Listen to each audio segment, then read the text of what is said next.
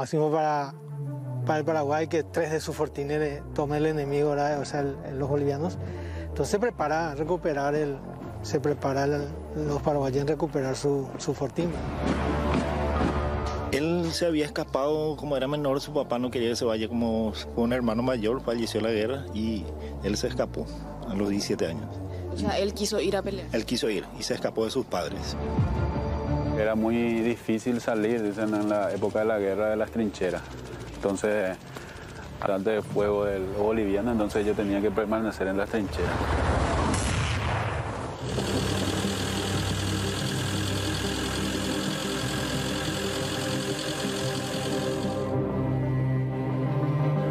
Estamos con don Carlos Agüero, él es guía de turismo de esta zona, del Fortín Boquerón. Y bueno, don Carlos, ¿en qué zona del Chaco estamos ubicados específicamente? Estamos en el centro mismo, entre Asunción y la frontera con Bolivia, o sea, la mitad. Es un sitio histórico, lugar de la primera batalla de la Guerra del Chaco.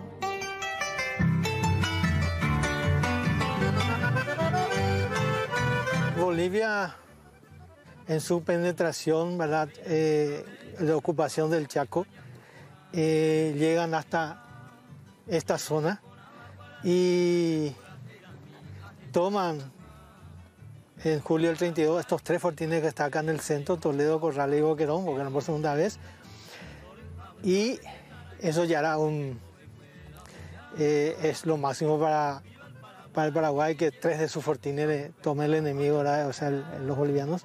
Entonces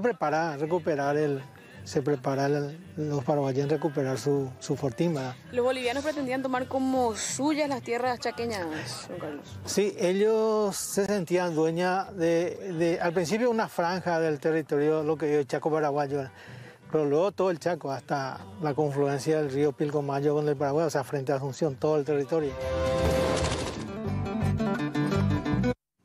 Bueno, excelente trabajo de Leila para ponernos un poco a tono nosotros de nuestro tema del día. Sí, señor. Este material es mucho más extenso, por una cuestión de tiempo no vamos a poder pasarlo todo. Ya estábamos compartiendo en distintos informativos porque habla de varios detalles de la historia que hoy estamos conmemorando de nuestro país y que queremos adentrarnos un poco más. Exactamente, con invitados en piso, como les decíamos, gente ya amiga de nuestro programa que nos suele acompañar en estos días históricos. Es así, ya los queremos saludar a ambos historiadores, ellos, Fabián Chamorro y Claudio Velázquez. ¿Cómo les va? ¿Cómo les va? Saludos a la teleaudiencia. Buenas noches, ¿cómo está? ¿Qué tal, Claudio? ¿Cómo estás? Buenas noches, gracias por la invitación para usted y toda la teleaudiencia. Bueno, ¿cómo contamos Boquerón? ¿Qué es lo más importante? Siempre se destaca como que una victoria muy... se habla del ánimo, pero ¿qué fue lo importante, digamos, de Boquerón? Y fue una victoria que mostró el camino. Había, antes de Boquerón, había oficiales paraguayos que pensaban que era mejor defender el Chaco desde el río Paraguay. Eso implicaba entregarle todo el Chaco a Bolivia. Y Estigarribia tenía otra concepción de la guerra y decía que era mejor pelearle al ejército boliviano en el corazón del Chaco. Y esta batalla, por suerte para Paraguay, por fortuna para Paraguay, demostró que se podía ganarle al boliviano en ese territorio. Y a partir de ahí empieza una ofensiva paraguaya que por más que tiene sus etapas, ya se vuelve incontenible hasta 1935. Fue una batalla de 20 días. ¿Cuánto duró? Sí, del 9 de septiembre al 29 de septiembre. No fue una batalla tan sencilla. Mucha gente piensa que el ejército paraguayo solamente atacó el Fortín. Y realmente no atacó solamente el Fortín, sino también peleó contra los fortines bolivianos que estaban alrededor. Alrededor de Boquerón había otros 4 fortines bolivianos. Y esos 4 fortines bolivianos alimentaban a Boquerón. Logística, hombres, alimentos, etc. Entonces Paraguay tuvo que hacer, Estigarribia hizo 2 anillos de fuego. Uno para combatir contra esos fortines y otro para combatir específicamente sobre Boquerón. Y movilizar esa cantidad de tropas no es fácil. Y además, hay que ser sincero, los primeros días fueron de reveses para Paraguay porque Paraguay se estaba acomodando en el campo de batalla. Desde el 9 de septiembre. Desde el 9 de septiembre para adelante. Es una batalla escuela. Mucha gente le llama justamente de batalla escuela por el hecho de que A partir de ahí se aprendieron varias cosas que fueron fundamentales posteriormente para la guerra. ¿Y los antecedentes más fuertes, digamos, en cuanto a batalla importante que No, necesitan? los bolivianos toman un fortín paraguayo llamado Carlos Antonio López en la laguna Pitiantuta, que era una laguna muy importante al norte justamente de Boquerón, la zona de Isla Poí también. Y cuando toman ese fortín, Paraguay reacciona un mes después, en julio, y ahí empieza la guerra.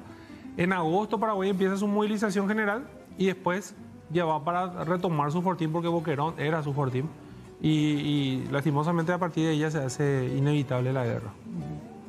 Ahora, Claudio, la mirada desde la cual vos iniciarías a contar la historia de la batalla de Boquerón. Bueno, acá como dijo Fabián, es fundamental comprender que Boquerón implica una serie de errores que comete el ejército paraguayo desde el día 9. Los paraguayos intentan a la Primera Guerra Mundial tomar en asaltos frontales y ahí, por ejemplo, se destaca el RI-4 Utoronó, creo que era, a cargo del mayor Ortiz. Ellos estaban enrabiados y pensaban que en cuestión de un día se iba a tomar el fortín. Nos tomó 20 días. Es más, incluso a falta de información, se reporta en el día 2 como que cayó el fortín y fue tomado por los paraguayos. O sea, se cometieron una serie de errores y es ahí, como dice Fabián, que entramos en esa escuela de aprendizaje. Utilizamos una estrategia que se llama la de aproximación indirecta, que era el corralito, y a partir de allí tenemos los resultados favorables.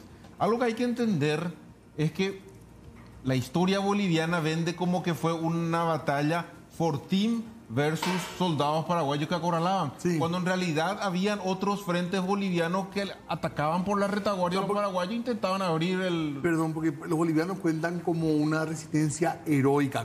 Pudo haber sido, ¿verdad? Pero es importante ese detalle también de que había ataques de Sí, de afuera. afuera. O sea, sí. De hecho, hasta ahora ellos festejan esta fecha Sí. también por una cuestión heroica, por la resistencia fue heroica para Bolivia. En el Fortín había un poco más de 650 bolivianos, pero alrededor había más de 3.500.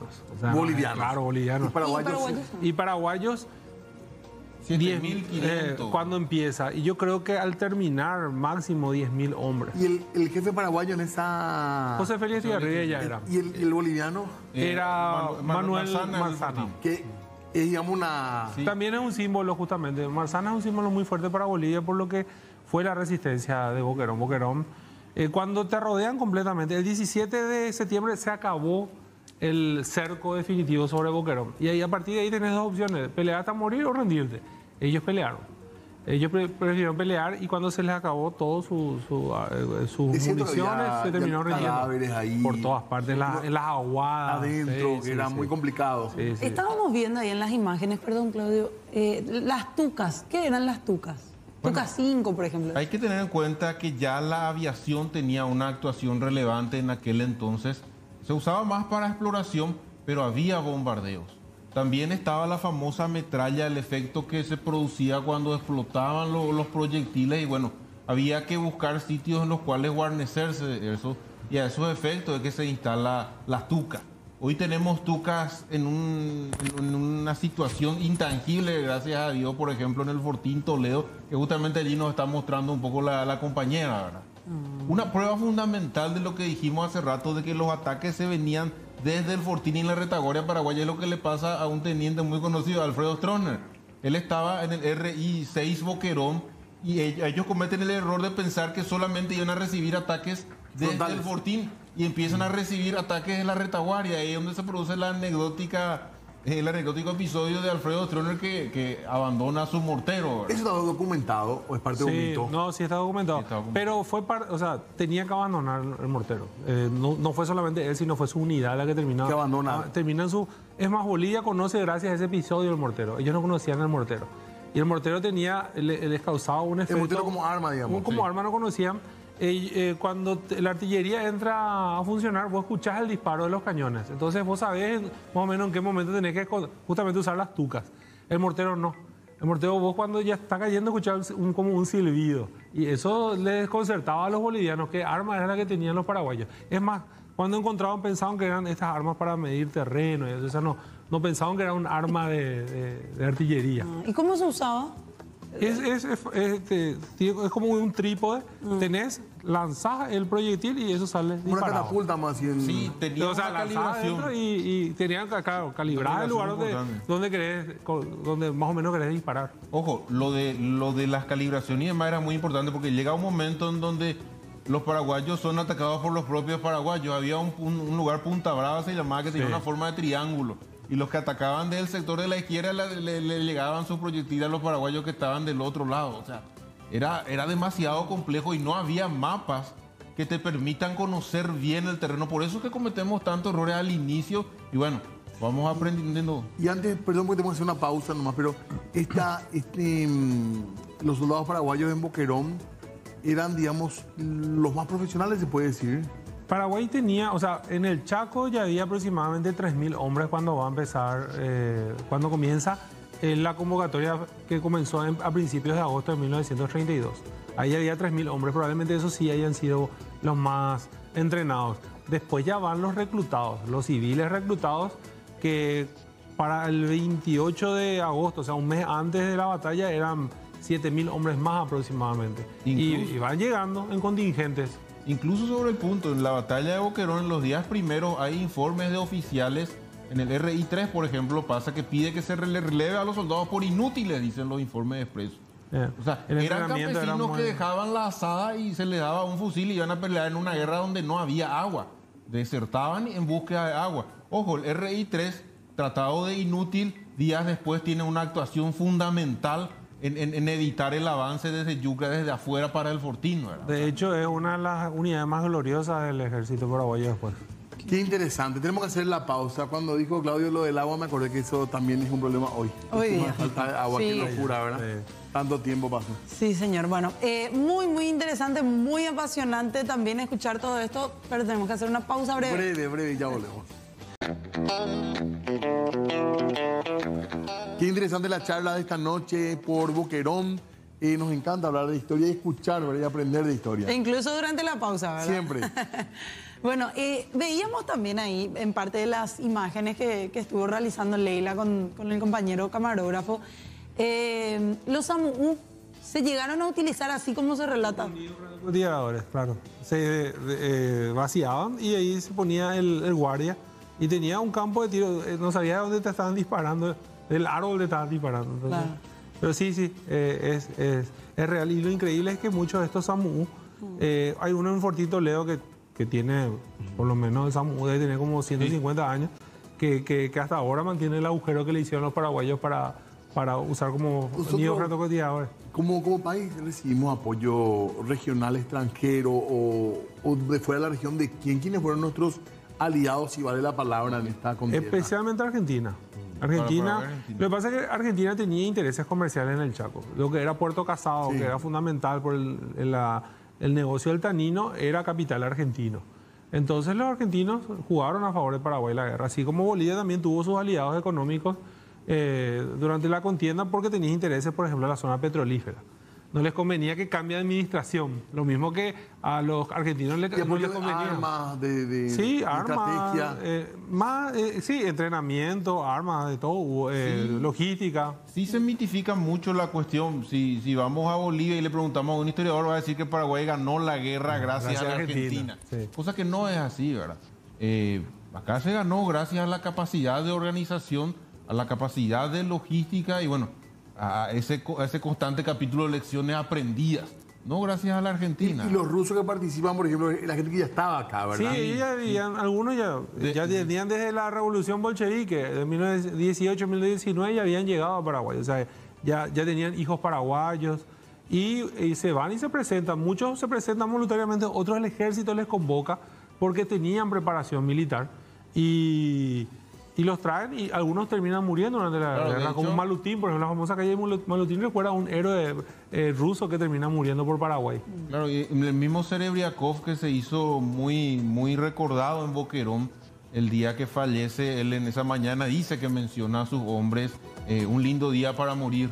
Y esa tarde hacen una de las cargas más emblemáticas de la batalla de Boquerón y bueno, termina arrasado con balas de ametralladora. Sí. Yendo un poco a lo que dijo Fernanda con los SAMU, acá las dos armas contundentes fueron las ametralladoras, las pesadas y las livianas.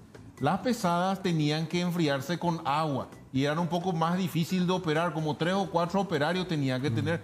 Sin embargo, la ametralladora liviana era más práctica, de mejor manejo, disparaba menos. Pero lo que hace ganar a los paraguayos muchísimas batallas es la cantidad de ametralladoras livianas que teníamos en comparación a los bolivianos. ¿Eso se fue comprando antes o en tiempo de guerra se completa, digamos, la...? Se compra entre 1932 y 33 y ya cuando no teníamos capacidad de compra por los embargos de la Sociedad de Naciones, afortunadamente tomamos una importante cantidad de los bolivianos en Campo Vía y en Irendahue, lo que nos permite llegar hasta junio de 1935. Una suerte de préstamo de nuestro adversario. Y en el Carmen también. Y en el Carmen. Paraguay toma 21.000 prisioneros bolivianos y todo su armamento, absolutamente todo su armamento. Y eso, como dice Claudio, fundamental fue. Eso fue la reposición que tuvo Paraguay de armas. Gracias a las armas bolivianas prácticamente se defendió en la última etapa de la guerra. ¿Cómo se solucionaba el problema de la sed que decían? Y en Boquerón justamente hubo desbandadas los primeros días de los soldados. Tomaron hasta cierta posición y abandonaban su puesto porque se estaban muriendo de sed. Y uno de los, y para asaltar inclusive camiones aguateros, le decían que tenían un tanque de agua atrás, el paraguayo recurrió a su origen. La sanidad militar paraguaya... ¿Eso no es mito? No, no es mito. Se comercializaba incluso... La sanidad militar paraguaya le decía al soldado, bueno, cuando tenés la primera, la gana de orinar, ya orinas. Entonces, es más, no tiene tanto material del organismo tóxico, todavía. digamos. El paraguayo tenía lo que se llama una bolsa de víveres. Y en la bolsa de víveres, entre galletas, cecina, azúcar, tenía también hierba. Entonces filtraba su propio orín con la hierba y así tomaban. Esa era una forma para evadir el tema de la sed y funcionó. Incluso hay testimonios que dicen que se recurría a la sangre misma. Sí, para calmar un poco la cuando sed. ya era Ahora, insoportable. Lo que sí hay que destacar acá, que el que salva la situación es Rafael Franco.